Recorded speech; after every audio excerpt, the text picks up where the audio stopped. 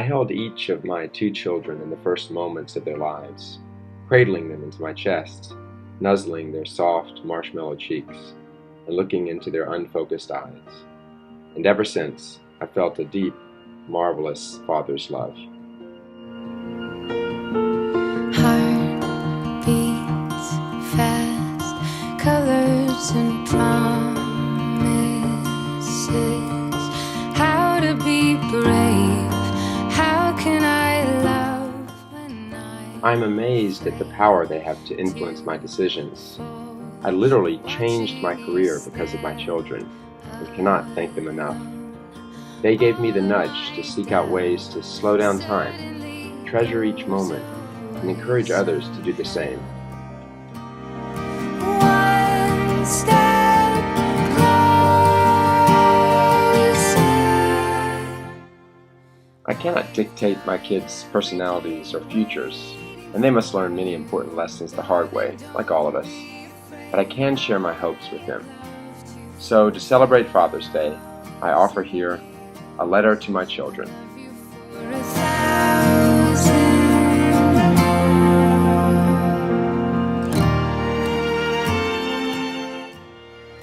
Dear kids, remember how I'm always encouraging you to eat broccoli instead of Cheez-Its? It's not because I want to control you or make you unhappy. You know the answer. Exactly. It's because I love you. I want you to be happy and healthy.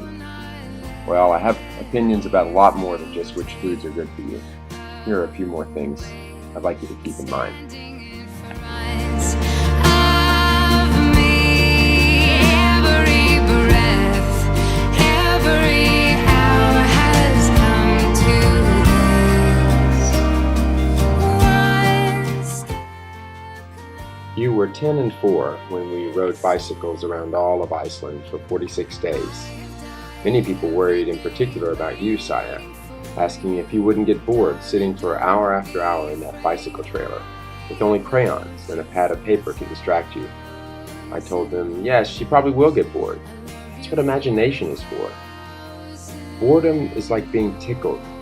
You don't just sit there when someone tickles you. You do whatever it takes to make them stop. There's nothing wrong with being bored, but there is something wrong with staying bored. The trick is to find a way to make things interesting again. The answers, Sho and Saya, lay in your creative minds, which are full of interesting questions and ideas. You just have to practice letting them out.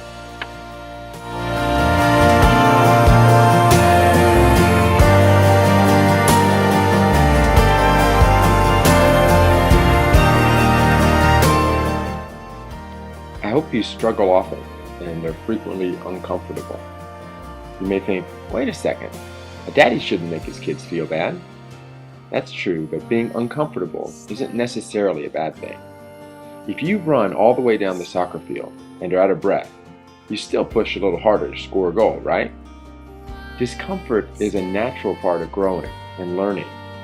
Muscles get stronger and brains get smarter when they are challenged. Sho, when you and I cycled for 67 days from the top of Japan to the bottom, many people we met said that was too hard for an 8-year-old. Remember what we told them? A kid can do a whole lot more than most adults think. You finished the ride, the naysayers were wrong. Don't forget that. All along I believed I would find you. Time has brought your heart to me. I have loved you. I hope you fall in love, not just with another person, but with the dwindling wilderness around us, with the creatures who whisper the secrets of a world that is quickly vanishing. I hope you love yourself and recognize that you belong in this world and have a duty to care for it. If you have children when you grow up, take them out into the woods and mountains regularly.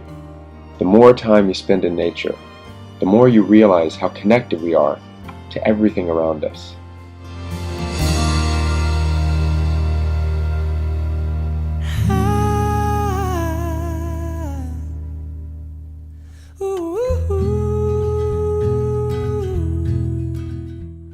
I want you to pay attention in school and learn as much as you can.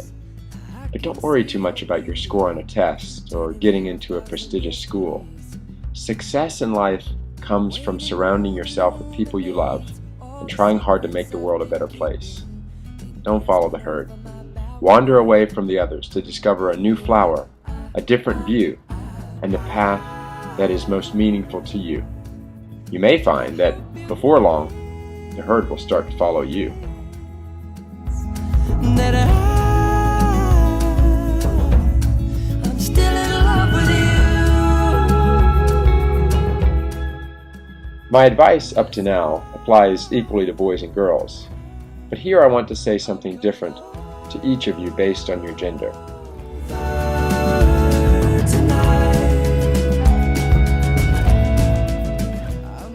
To my daughter Saya, I want you to know that you are growing up in a society that puts a lot of silliness into our heads.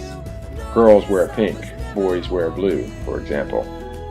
It was to mess with this particular stereotype that I told you my favorite color is pink. Look for other ways to flip the stereotypes. When I watch you on the playground, I see a strong and brave warrior princess who can outrun the boys while wearing a beautiful dress. As you grow, do not let anyone take away your fierce self-confidence.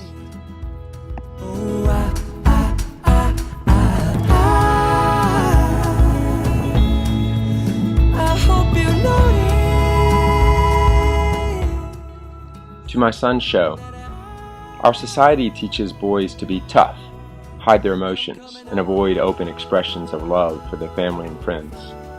As of now, you still share your affection openly, but I worry that this will change when you become a teenager. You should work hard to be strong and stand up for yourself, but do not be afraid to show love to everyone around you. I'm coming home. And most importantly, even if you ignore all this advice and decide you want to figure out everything on your own, know this. From the first day I felt your tiny fingers grip my pinky, I've always loved you both, and I always will. For you.